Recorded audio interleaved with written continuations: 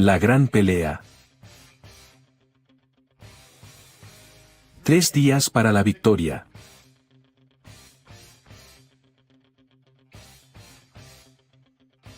Esta es una de las mejores enseñanzas que he escuchado. Es muy alentador. Y verás la cruz de una manera nueva. Una forma en la que nunca antes habías pensado. Y sobre todo, obtendrás una mejor comprensión de la victoria que obtuvo Jesús. La enseñanza comienza con un ejemplo de jugar al ajedrez contra un maestro de ajedrez. Imagina que estás jugando contra el campeón del mundo, y durante el juego, el campeón del mundo pierde tontamente su alfil. Te dices a ti mismo, Yu hizo un movimiento realmente estúpido. Luego, más adelante en el juego, el campeón del mundo pierde tontamente su castillo o torre. Y tú dices, Yu, otra jugada estúpida. Por otra parte, el campeón del mundo pierde tontamente a su reina. Y parece que no tiene esperanza. El juego está perdido. Pero luego, 3 movimientos más tarde, te da jaque mate. ¿Qué dirías de esta situación? Pozo. Era un montaje. Sabía lo que estaba haciendo todo el tiempo. Él solo te estaba engañando. Una configuración perfecta. Bueno, ¿alguna vez pensaste en la cruz como una configuración? Es decir, aquí Jesús pierde su libertad, su reputación, su belleza, su salud y, finalmente, su vida. Y luego, 3 días después, regresa victorioso de la tumba. Bueno, ese es el patrón de una configuración. Ahora veamos el modus operandi de Dios. Modus operandi. ¿Cómo opera Dios? Para responder a esta pregunta, pregúntate esto. ¿Qué puede hacer un maestro de ajedrez que nadie más pueda hacer? Bueno, puede vencerte incluso si lo superan en número. Él puede vencerte incluso si tienes mucho más tiempo en tu reloj. Puede vencerte mientras juegas otros 20 juegos simultáneamente.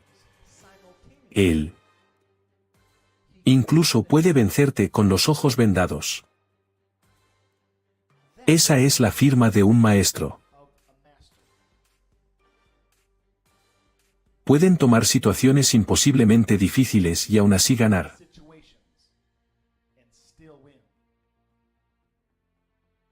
Y vemos el mismo patrón en las Escrituras.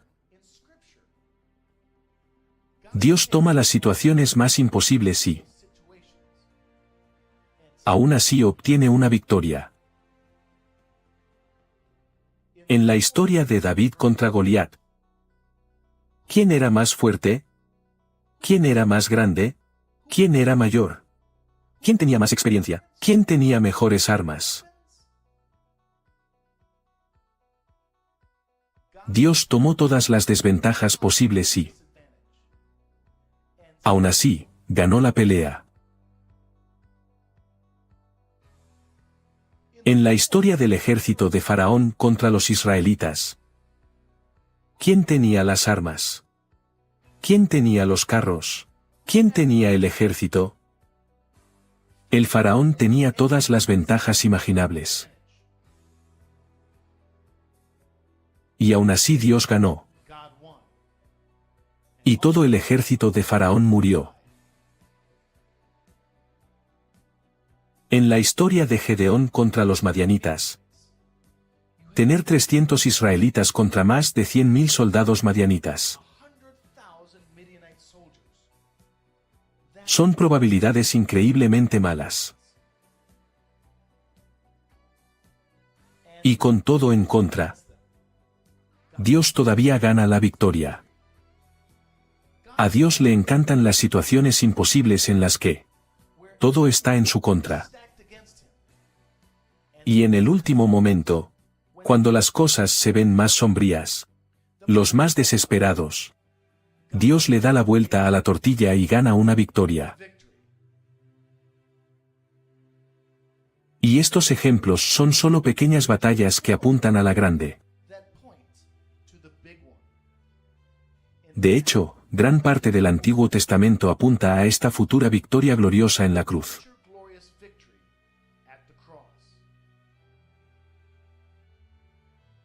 En la cruz, la guerra del bien y del mal había terminado. El mal fue vencido. Satanás fue derrotado. Jesús salió victorioso. Y cualquiera que estudie la Biblia debe saber estas cosas.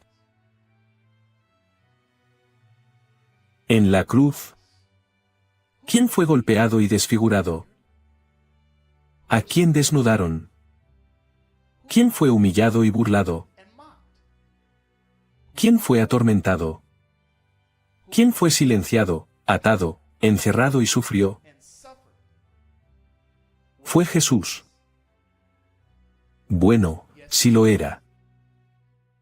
Pero ahora vas a descubrir que no fue el único.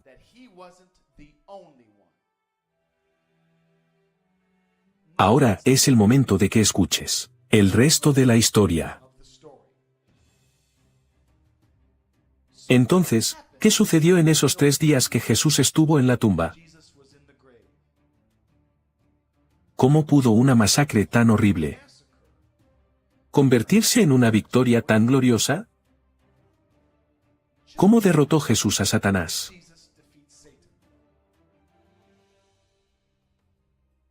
Y esta es la historia. Llamado 3 días para la victoria. Y verás que la cruz fue la operación encubierta más grande que el universo haya visto jamás.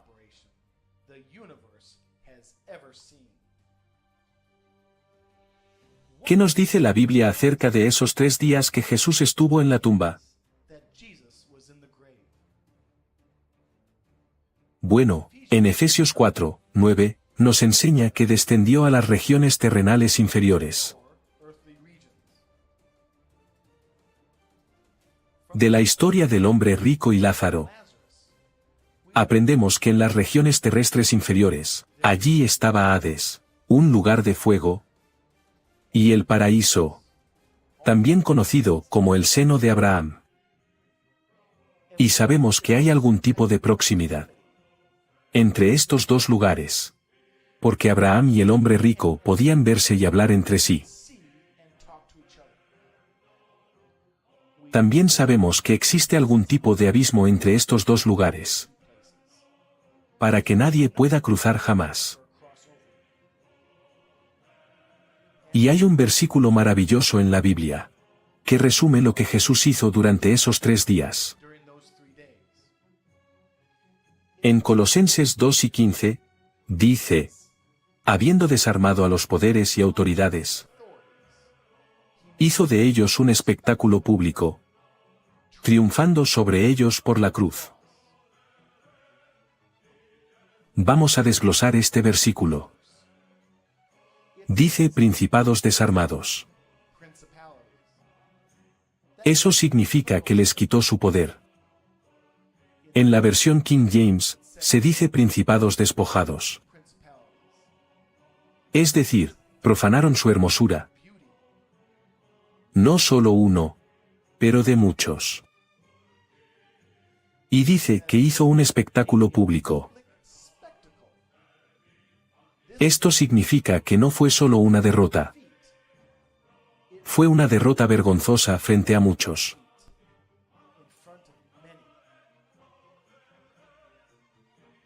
También tenemos una visión profética de lo que Jesús hizo mientras estaba en la tumba, por el sueño de Nabucodonosor. Su sueño mostraba una estatua gigante que representaba varios reinos, y una roca que representara a Jesús. Ven y golpea la estatua y destrúyela instantáneamente. No es un desmoronamiento lento, sino una destrucción instantánea. Así que sabemos que cuando Jesús derrota a los reinos de Satanás, va a ser rápido y completo. Ahora el resto de la historia. Los pequeños detalles de cómo Jesús derrotó a Satanás mientras estaba en las regiones terrenales inferiores son dados por revelación. Así que puedes elegir creerlo o no. Es tu elección. Esta asombrosa revelación que estás a punto de escuchar es consistente con el modelo de las Escrituras, y respaldado por varios versículos. Después de la muerte de Jesús, desciende al paraíso, o el seno de Abraham. Aquí, es saludado con entusiasmo por todos los santos del pasado. Gracias al testimonio de Juan el Bautista, que murió antes que Jesús. Lo estaban esperando. Esta fue la persona de la que hablaron todos los profetas. Entonces Jesús hace algo que nadie ha hecho antes. Cruza del paraíso al Hades.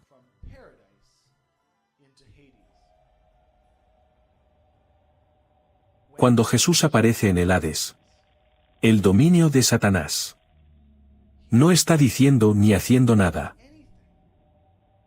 No hay voz retumbante. Nada de demostraciones de poder. No había una legión de ángeles a su alrededor. Él está parado allí, silencioso como un cordero. Pero recuerda, solo porque Jesús no está diciendo nada, no significa que no tenga nada que decir. Cuando Satanás ve a Jesús en el Hades, ¿qué crees que pasaba por la mente de Satanás? Quiero decir, Jesús estaba parado allí, vulnerable. No hubo grupo de rescate. No hay ángeles que lo protejan. Y el Hades es el dominio de Satanás. Estando lleno de orgullo, Satanás cree que puede hacer lo que quiera en el Hades. Y Dios no lo detendrá. Odiando a Jesús, Satanás decide que lo va a atormentar, desnudarlo, arruinarlo y humillarlo públicamente. Entonces Satanás sale a reunir a todos sus principales demonios, todos los principados y potestades tenebrosas, para que pudieran presenciar cómo Satanás destruía a Jesús. Satanás tardó unos 2 días en reunir a todos. Satanás no solo quería que los demonios lo presenciaran, incluso quería que los que estaban en el paraíso también vieran la destrucción de Jesús. Así que Satanás montó el escenario en el borde del Hades. Entonces los demonios pudieron observar desde un lado, y los santos podían ver desde el otro lado. Satanás no quería que nadie se perdiera su gloriosa victoria sobre Jesús. Todo este tiempo, los santos en el paraíso observaban atentamente la situación. Jesús todavía estaba sentado allí, tranquilo y humilde. Al tercer día, Satanás se vistió con todas sus gloriosas vestiduras, coronas y joyas reales. Tenía un aspecto espléndido. Y con todos los demonios de arriba mirando, Satanás hizo su movimiento para destruir públicamente a Jesús. Todo parecía desesperado. No se puede imaginar una situación peor. Todo estaba en contra de Jesús. Pero justo antes de que Satanás agarrara a Jesús, la gloria de Dios estalla en el infierno. Y todo el lugar se ilumina con la gloria de Dios. Y todos los demonios están congelados en su lugar, incapaz de moverse. Entonces, Jesús se pone de pie. Y.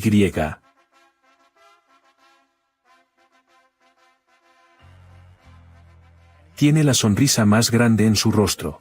¿Te lo puedes imaginar? Ha estado esperando este momento durante mucho tiempo.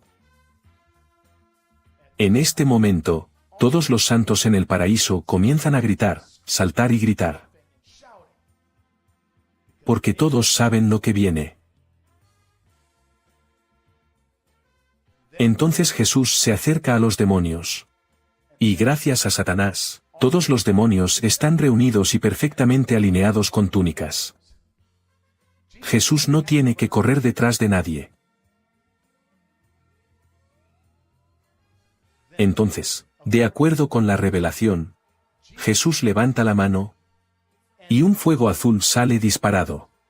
Un fuego que es más ardiente que cualquier fuego en el infierno. Y Jesús quema sistemáticamente los rostros de todos los principales demonios de Satanás. Sus rostros se derriten en el intenso fuego. Su belleza está arruinada para siempre. Y son incapaces de revertirlo. Entonces Jesús se acerca a Satanás, que normalmente es el rey del terror. Pero ahora está aterrorizado por el miedo. Horrorizado, Satanás fue testigo de cómo todos sus súbditos se derretían. Y ahora le toca a él. Jesús despoja a Satanás de toda su belleza. Todas sus túnicas, todas sus coronas, todas sus joyas. Y Satanás queda desnudo delante de todos.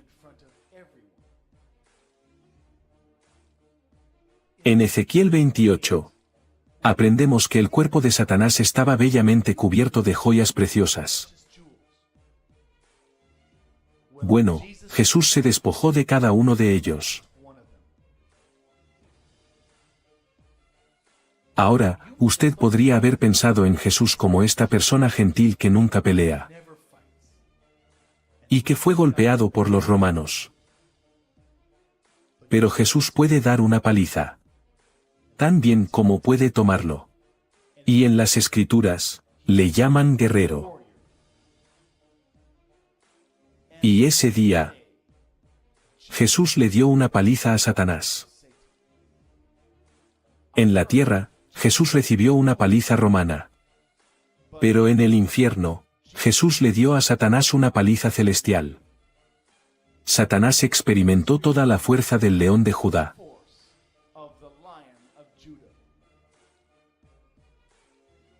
Satanás fue humillado, derrotado y derribado frente a todos sus demonios. Y delante de todos los santos en el paraíso. Dios, en su sabiduría, había establecido Satanás, su propia derrota. Y como insulto añadido, Dios le puso muñequeras metálicas a Satanás. Estos puños tenían un lazo, pero aún no estaban atados, como lo serán cuando suceda Apocalipsis 22.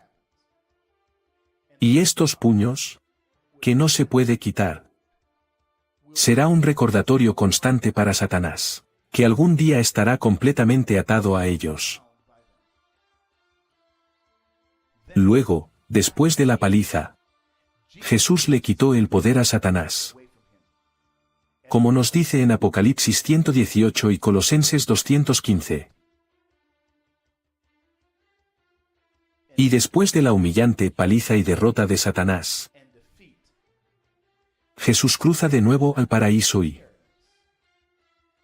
saca a los santos de allí y hasta la tierra, y luego en el reino de Dios.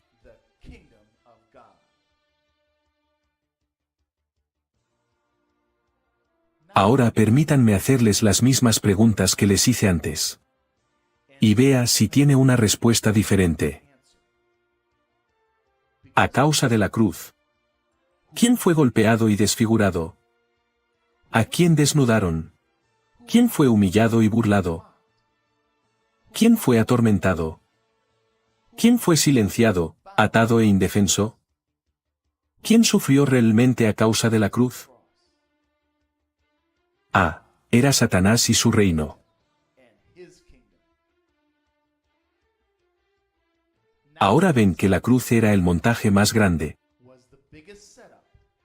la mayor operación encubierta que este universo haya visto jamás. Ahora ya conoces el resto de la historia.